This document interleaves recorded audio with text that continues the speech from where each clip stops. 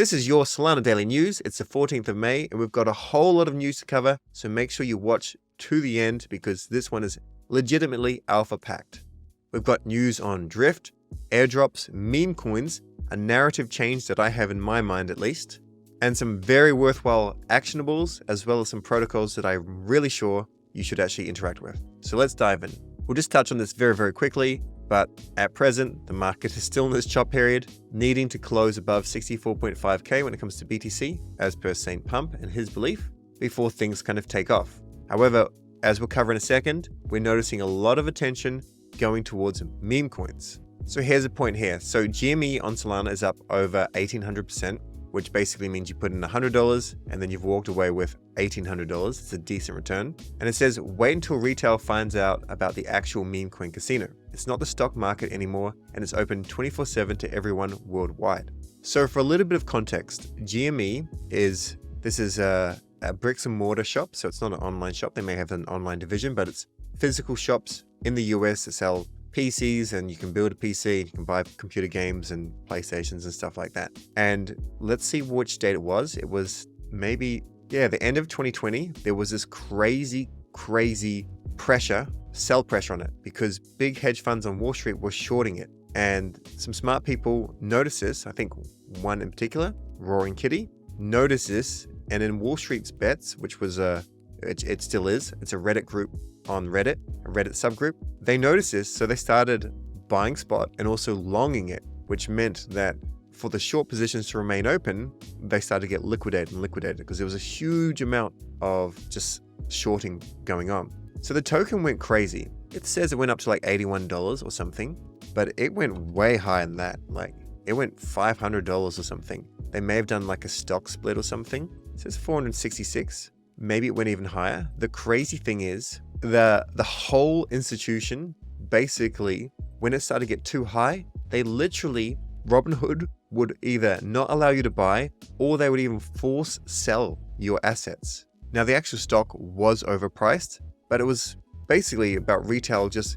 getting behind a movement and screwing over Wall Street. And it was amazing. Anyway, it came down and now it's doing whatever it's doing. And for whatever reason, I don't even know the narrative on why it's gone up from $10 to $30. But essentially the meme coins, which do not represent the actual stocks, they're starting to fly as well. Now, of course, if you jump into any of these, we can click on this quickly.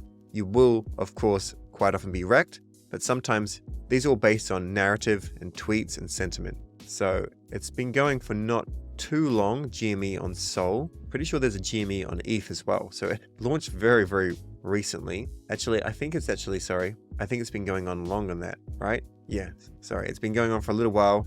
Okay, so it's already gone crazy and then it dipped down to nothing and then it just went crazy again. And there's probably going to be a GME on Base and a GME on ETH. So GameStop over here is also up. Ethereum, Base. Sometimes things take like a day later to really hit base. I'm not playing over there. We'll just let it load. But if you are going to play over there, you can sometimes see if something does really well on Solana. It will often go on base and it will explode. However, you would have had to have gotten really early because, yeah. Anyway, if you want to play with this, you're welcome to, but it's high risk, high reward. 99 times you'll lose money, and 1 time you will make money, and sometimes that could be a decent, 50x, 100x, etc.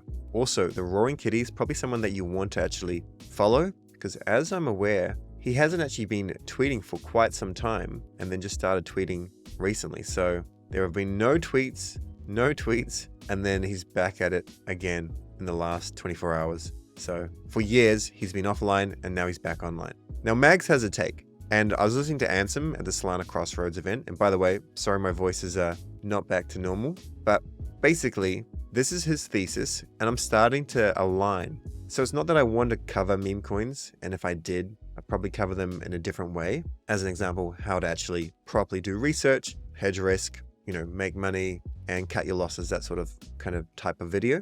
But as opposed to me just saying, I like this, because then there's a lot of risk. People will go and buy it, it goes down, and I get angry comments because that's just how it works. Anyway, so 2017 was the ICO bubble. So the initial coin offering, this was like basically kind of like what NFTs were like. A group would come out, they would say, we're going to do this, we're going to do all these things, buy our tokens, speculation, went crazy. People that really follow the formula, they made millions. 2021 was a DeFi bubble, I would say. I agree. I think the DeFi bubble can also continue this cycle. However, I'd also say that 2021, maybe 2022, yeah, definitely 2022, but 2022 was also the NFT bubble. A lot of valuations put on IP that don't deserve that kind of crazy high valuation. And in this cycle, we're in a meme bubble. And I didn't see it at first, and I didn't want it to happen, but I knew it would have that kind of element. But now I'm actually seeing it far clearer. And I'll have to go over that in more detail. But it's basically because projects are putting out fairly average tokenomics. They're getting better and better, and we'll go over that in a tokenomics video. But essentially, right now you may see 10% of the entirety of the token supply going out, which is not bad. In the past, it might be 1 or 2%. And there are still some launches, like I think, actually I won't even name any, but there are some launches this cycle that have such a tiny circulating supply, or the airdrop is so minimal to the community, and people don't want to favor that for a governance token. They want to take a risk on a meme coin. Same thing happened last cycle, but I think this is going to happen even more so. Mag's advice is don't try to find the next 1000x meme coin with a market cap under 500k, because pretty much all of them are rugs. This is completely true. Stick to the top meme coins that have become popular in this cycle with a strong community. Now, something like GME, I wouldn't necessarily enter right now, because although it has heaps of potential, it's already done a crazy, 25x. So if you held some a little bit, maybe a couple of weeks ago, maybe you'd take some profits and you'd hold some for, if it goes 100x. Or maybe you want to buy a little bit as a DCA order on dupe, but that's certainly not financial advice. And I'm not sure what I'm doing. I have to do a bit of a breakdown. But in general, just keep in mind that if you don't like meme coins, that's completely fine, but they're probably going to get the most amount of attention this cycle, and that's just the way it's going to be. So halting trading is corrupt. That's what happened with GME in the traditional finance realm. And then just let the market do its things without trying to control it, and let degens degen. And this is one of the reasons why we do actually love crypto, because nothing stops anything. It's 24/7. It's on chain a lot of the time. And that's going to appeal to more people when they've got this open playground compared to the closed playground of Robinhood and stocks and stuff. Now, Raoul Pal is someone I've been following for a few years. Haven't been following his tweets too regularly recently. He is a macro guy, so looks at the entirety of the economy, and then he makes bets based on that. He was very bullish on Ethereum in the previous cycle. Now a lot of his thesis has switched to Sol. And I think it's switched there because he can see low fees and he just follows numbers, right? So on a long-term time horizon, it looks like this. This is, I believe, the adoption curve that takes crypto market cap to $100 trillion. Now we're talking 2030, a longer term horizon. I don't know where this comes from. Well, okay, there it is, crypto.com. Basically, obviously this is just a speculation play. The reality is you would see a massive downtrend, I think 2026, that's just going to go like this, and then boom, upward go. That's what I'm expecting. But what are we looking at? 1 billion crypto users by 2025. And right now, what the expectation is, we're at like 900 million. I don't think this is correct, or maybe I'm just being confused by something. I don't know. I don't mind. Either way, there's plenty of potential in these markets, is what basically the take is. And you can have a look at this whole thread. It's very worthwhile. It won't take you long, and it's a decent thread. Another thing is crypto has a tendency to do bananas. So this is a banana zone. So this is Bitcoin, boom, boom, boom. And this is currently Bitcoin. And then if you compare this to stocks don't do bananas. Solana would also do a banana. I'm not thinking this is going to happen, but this person, when it comes to trading and macro and stuff, is so much more experienced, and he's thinking we could have a banana cycle. Anyway, enough of that. Let's move on to Solana actual news. So Drift Foundation, the airdrop claims will go live May 16 at 12 p.m. UTC. Keep in mind, pretty sure if you do not claim within like the first 6 hours, you get double the amount. So it unlocks in a linear fashion over 6 hours. So probably best that you just wait 6 hours. You've got a couple of options here, and we'll go over them shortly. But first, onto this, the real drifters matter. Now, I actually spoke to someone at Solana Crossroads who knew of a person that gamed the system, 200 wallets and $10 per wallet of Sol, put on a trade, got the minimum amount of 200 tokens, so made a huge amount. Whereas this actual guy, he was in the top 200 in terms of trading volume, and he actually got less than the Sybil attacker. So I've gone and checked some of my wallets, because I have like tutorial wallets and things like that, and I have been marked as a Sybil in some of them, which is quite strange. I was also trying out Soul Decoder, which I definitely suggest it is actually an airdrop farming tool, but I was still putting through bandwidth there and still actually trying to make some profit. And that one had an allocation, and then that allocation was taken away. So in some ways this is good, and in other ways it's bad. It's bad because of less tokens now, but it's good because they are actually checking for Sybils now. What my advice is, if you want to stop Sybils, all projects basically have to be on board with this, and they mention it, you need to mention it. I do think it's suitable to have a couple of different wallets that are genuinely putting in an activity. As an example, on my IP address, I'm going to have a couple. I have a 401k wallet that is nothing that I can touch for many years. I've got my wife's wallet, I've got a tutorial wallet, and I've got my own personal wallet. The other thing is my tutorial wallet, I feel that should be rewarded because it's there educating people how to use things. Either way, I think it's more when there's, hundreds of wallets or tens of wallets that are trying to game the system. Anyway, they've used Illuvium Labs, and they have now basically identified a huge number of Sybils, and these are being distributed to real drifters. So potentially you're going to see an increased allocation. If you were not a Sybil and you're marked as one, you can go and submit right here, and this will take you here, and you can go do a claim type like this. Also, if you've done content, you can go and do this as well. I still need to do this. If you've made any content, give it a go. Maybe they'll give you some tokens, maybe they won't, but it's a good idea. And if we go to Whales Pro right now, this is the actual price. It's 43 cents. It looks as though recently it was trading around 50, 70, even 15 hours ago. These would have been. So the price has come down quite a bit. I don't even know why, but it has. But in general, it's around 43 cents. It seems it's around 43 cents. That's what you can sell your tokens for. Now, I do anticipate the price could go down a little bit before jumping up again. I was mentioning a little while ago, maybe a week ago or a little bit longer than that, that I thought a drop was coming, and it came in crazy. It went actually below 30 cents. So from this price, or from $1, that's what I was expecting to happen. Now here's somebody's take. So the max supply is 1 billion. The circulating supply is 120 million, and a pessimistic valuation would be an $80 million market cap, which would be 67 cents, and then moderate, $1, optimistic, $2. So the only reason I'm thinking it could go down initially is just because of initial sell pressure. People claim they dump because they want to dump something. However, I do think, more of a moderate approach is probably a safer bet. Pessimist to moderate. I don't think we're going to see an optimistic approach right now. There will be a DLMM pool actually launched, and we'll cover this tomorrow in case you want to try and get some drift at a lower price.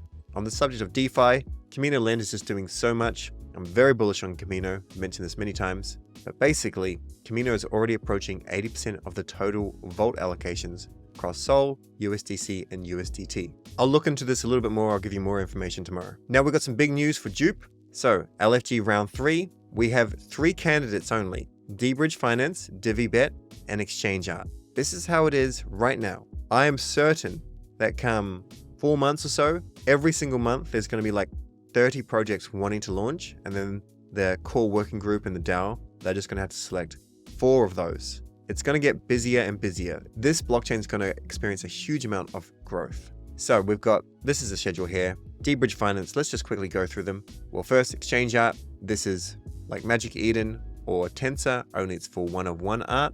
D-Bridge is a bridge like Wormhole, and DiviBet is a place where you can go and do some gambling, some betting and stuff like that. So who will you vote for? I'm not sure who is the best to vote for. I'll work that out based on market sentiment, and I'll let you know my opinions based on market sentiment. But for now, we're going to work out who actually we should. I want to do this in a fair way though. So 1 to 3, generate 3. So 1, 2, 3, exchange out. Okay. So right now it looks, this is a small sample size, but it's still 2,158 votes. D-Bridge is where most of the attention is going on. And if I had to be honest, yeah, I could definitely see that D-Bridge would be getting most of the attention. DiviBet's not as well known, and Exchange Art is great.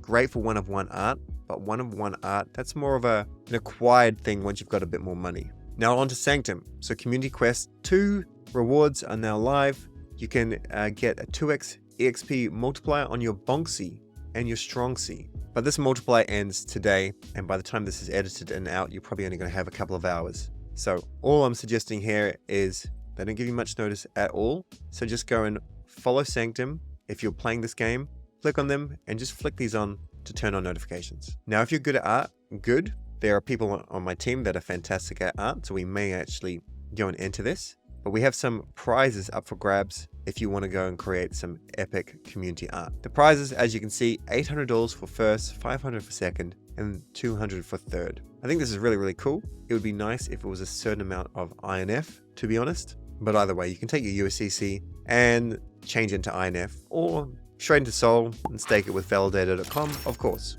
Now, airdrop news. So this was the lowest tier apparently for Jito. Don't know if this was the lowest tier. Could have been. I thought it was a little bit higher, but this is now worth $26,000. And just remember, Solworks, he has airdrop.link. This is the best thing to use to check all your airdrops. I'll probably do a dedicated video on it, but it's so easy. Just give it a go. So with Jito right now, the price has gone up quite a bit. The all-time high was like almost $5. No, sorry, it was $6. But I think that would have been very short-lived. It's not even on the map. Yeah, we'll exclude this because this was basically on launch, but we can see here $5. So if you have some JTO and you want to sell it, you may want to go and set some limit orders on dupe, maybe some at $450, $550, something like that. Entirely up to you. And if you have a look at this, it's from Z as well. Average total value per subscribed user, $40,000. Absolutely amazing. Basket is a project I'm very bullish on, and I know I haven't been covering it as much as I would like. There's just not enough time in the day. So staking is coming soon. I'll cover this in more detail, but a quick TLDR, I've got a video on this. Basket is a token that represents a project. It is not like some sort of index fund. What they basically do is they enter different blockchains with different tokens, and they're trying to grow the entirety of their stack, essentially. And this token doesn't give you an allocation of a certain amount of that or anything. It's basically like a project's token. You could think of it kind of like a governance token, I guess, but it's not a governance token. So as all their bags moon, there will be some way in the future to take your basket and kind of claim some of the value from the different blockchains. But essentially, basket is something you can use to go into multiple blockchains because they've got liquidity on different blockchains. And the theory is basket will go up as the actual portfolio goes up. And that I certainly believe. Not financial advice, but I've got some basket and I'm happy to get more basket. We have some good news from Flash Trade. They've got a second audit. Flash Trade is a perps DEX similar to Dupe's perps DEX with JLP. StepN has a Solana Mobile raffle mint. They have 99 co-branded OG shoes and a special bundle containing an animated Genesis sneaker and a special Saga mobile. The raffle is fully refundable for non-winners and it's 700 GMT. 700 GMT right now is $145. So if you've got that much GMT, it would be worth going and entering it because you can just remove it if you don't win. Tomorrow will be the second call for UpRock. UpRock is approaching their TGE, their token generation event, with the LFG launchpad, and they asked if I can basically be the host, similar to what Cash does for the Dupe Planetary Call. This is a short video basically on what you need to do to get involved with this app, and it's well worth it in my personal opinion. Not financial advice, but it's well worth it. I've met the team, I love the product, and all my team's actually bullish on UpRock. If you're playing Blessed Burgers, I don't think I need to give you any updates, but phase 1 voting period ends today, 10:30 UTC time tonight. Now a little bit of opinion, Moonwalk Fitness, I'll go and do a tutorial or whatever, but get amongst it. Just get amongst it. I think this has massive potential. I haven't used it yet. My wife's been asking me to set it up for her, and I will. I'll do that ideally today. They had a sponsored game in Istanbul. I didn't see it, so I didn't cover it, but kind of think StepN, only with no barrier to entry. And hopefully the tokenomics, if they have a token in the future, which is highly likely, will be much better. So moonwalk.fit, check it out. And a little bit of alpha. You may have heard of them. I hadn't really heard of them, but Dscvr.one, I met the CEO and CTO from Dscvr.one at Breakpoint. This is really, really cool. I've set up an account. I'm going to start using it. It's basically like a Web3 Twitter, I need to do a few things, change my PFP, do all that sort of stuff. But give this a go, because I do think you're going to be able to find a lot more alpha. And people have asked, where can we find alpha? What alpha groups can we do? Well, in the future, I will have a premium section where all of my researchers and team are basically laying out what we think has a huge amount of value. But in the meantime, things like this are well worth it. You need to put in the effort, but the effort can pay off. Now the actionables. So the drift claim will go live May 16. Drift allocation has been updated after the Sybil. So go and check. So make sure you're using airdrop.link, put in all your wallet addresses, and see if you've been denied any allocation. Use Grass and UpRock, and the Pith token unlock will be May 20th. So if we have a quick look at this token, we can see that over the last 7 days, the price has gone down a little bit from 52 cents down to 41. I'm definitely not suggesting that you sell it or that you short it, but at this stage, if you started shorting, you would be in profit. So it is likely that a short would be profitable. Definitely not financial advice. And of course, DC Sol on dupe.ag and stake with validator.com. This is the shirt. You'll be surprised how well staking can do to boost your portfolio. That's all for today. We'll catch you in the next video.